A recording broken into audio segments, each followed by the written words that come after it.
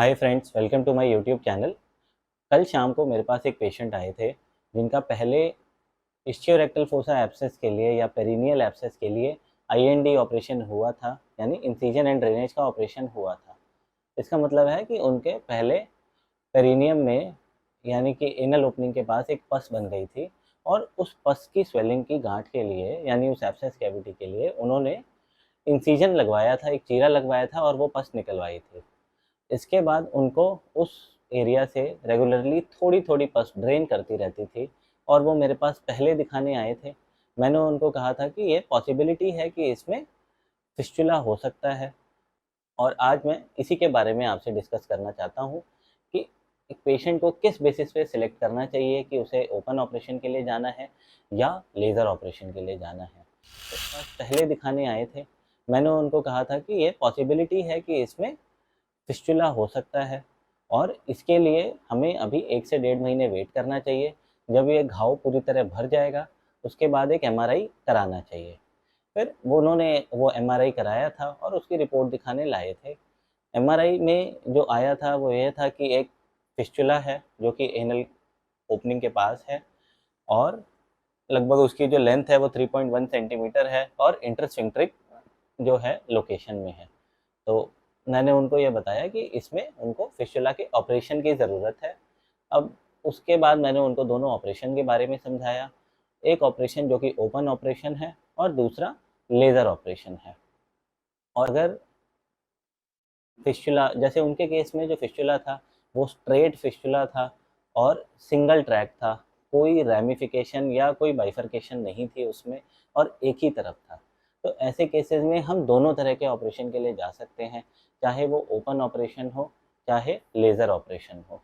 Open operation में जो फ़ायदा रहता है वो यह है कि फिस्टुला ट्रैक पूरी तरह निकल जाता है और इसके रिकरेंस होने के यानी बीमारी दोबारा बनने के जो चांसेस हैं वो बहुत ही कम हो जाते हैं। मगर जो परेशानी आती है, जो प्रॉब्लम आती है वो यह है कि जो हमारा एरिया है, जो घाव है, वो घाव भरने में काफ़ी समय लगता है। तकरीबन 1 से 1.5 महीना लग जाता है और रेगुलरली उसकी ड्रेसिंग करानी होती है। तो ड्रेसिंग का खर्चा भी एडिशनल होता है और साथ ही साथ जो प्रॉब्लम जो डिस्टर्बेंस आती है डेली बेसिस पे ड्रेसिंग कराने की वजह से वो अलग आती है। तो इसी चीज़ों को अगर हम अवॉइड करना चाहें तो उसके लिए लेज़र फिस्टुला ऑपरेशन होता है, जिसमें एक लेज़र मशीन होती है। लेज़र मशीन से हम जो प्रोब है, लेज़र फाइबर है, उसको फिस्टुला ट्रैक में डाल देते हैं और धीरे-धीरे उस फिस्टुला ट्रैक को पूरी तरह जला देते हैं। धीरे-धीरे ऑपरेशन के बाद वो फिस्टुला ट्रैक फाइब्रोसिस से पूरी तरह हील हो जाता है। इसमें जो प्रॉब्लम आती है वो ये है कि कई बार फिस्टुला पूरी तरह हील नहीं हो पाता है। अगर कुछ मिलीमीटर वो ग्रैनुलेशन टिश्यू रह जाता है तो फिस्टुला दोबारा बनने का रिस्क होता है। ऐसा तकरीबन 10-15% केसेस में देखा गया है कि लेज़र फिस्टुला ऑपरेशन के बाद फिस्टुला दोबारा रिकर हो जाए। मगर जो फ़ायदा है लेज़र फिस्टुला ऑपरेशन से वो ये है कि पेशेंट सेम डे भी डिस्चार्ज हो सकता है, नेक्स्ट डे भी डिस्चार्ज हो सकता है, उसको रेगुलर ड्रेसिंग कराने की ज़रूरत नहीं है। पेशेंट चाहे तो नेक्स्ट डे से अपने ऑफिस भी जा सकता है और अपनी day to day activities normal तरीके से पूरी कर सकता है। तो इसमें पेशेंट को कोई क्वालिटी ऑफ लाइफ में फ़र्क नहीं आता है और क्वालिटी ऑफ लाइफ काफ़ी अच्छी रहती है। इसलिए मेरी पर्सनल प्रेफ़रेंस तो लेज़र फिस्टुला ऑपरेशन के लिए रहती है और इन केस अगर बाई चांस किसी पेशेंट को रिकरेंस होती भी है तो उसमें हम सेकंड सिटिंग में लेज़र कर सकते हैं या सेकंड सिटिंग में ओपन ऑपरेशन कर सकते हैं, जिसके चांसेस काफ़ी कम होते हैं। दूसरी तरफ अगर ऐसा है कि जो फिस्टुला ट्रैक्ट है वो काफ़ी मसल के थ्रू जा रहा है, स्फिंक्टर का काफ़ी सारा एरिया ट्रैवर्स करके जा रहा है, तो ऐसे केसेस में हमें लेज़र के लिए ही ऑप्ट करना चाहिए।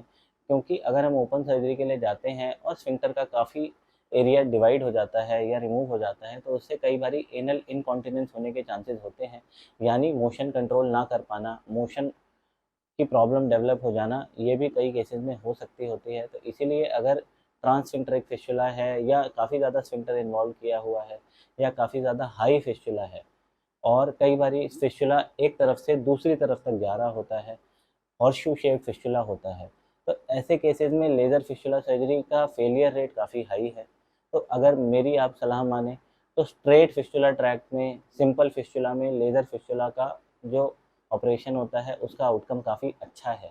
मगर अगर बाइफरकेशन हो, कॉम्प्लिकेटेड फिस्टुला हो, हाई फिस्टुला हो, ट्रांसफिंक्टरिक फिस्टुला हो, ऐसे केसेस में लेज़र फिस्टुला का कई बारी जो आउटकम है वो बहुत अच्छा नहीं आता है। इसमें जो ट्रांसफिंक्टरिक फिस्टुला है उसमें लेज़र फिस्टुला डेफिनेटली फ़ायदा करता है क्योंकि आपको स्फिंक्टर नहीं कटता है। मगर बाकी टाइप के जो भी कॉम्प्लिकेटेड फिस्टुलास होते हैं उसमें ओपन सर्जरी बेटर रहती है।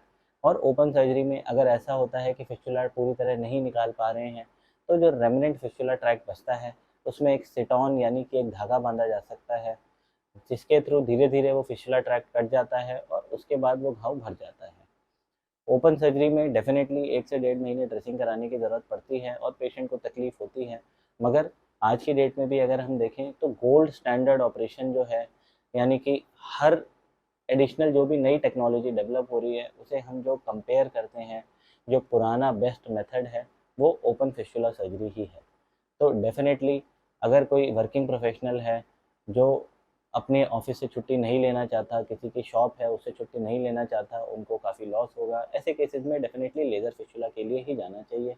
और इनकेस अगर रिकरेंस होती है तो उस समय पे आप डिसाइड कर सकते हैं, मगर मेजॉरिटी पेशेंट में रिकरेंस नहीं होती है और आउटकम्स लेज़र फिस्टुला सर्जरी से भी अच्छे आते हैं। तो अगर आप इससे रिलेटेड कुछ और डिस्कस करना चाहते हैं तो आप हमसे बात कर सकते हैं। Thank you.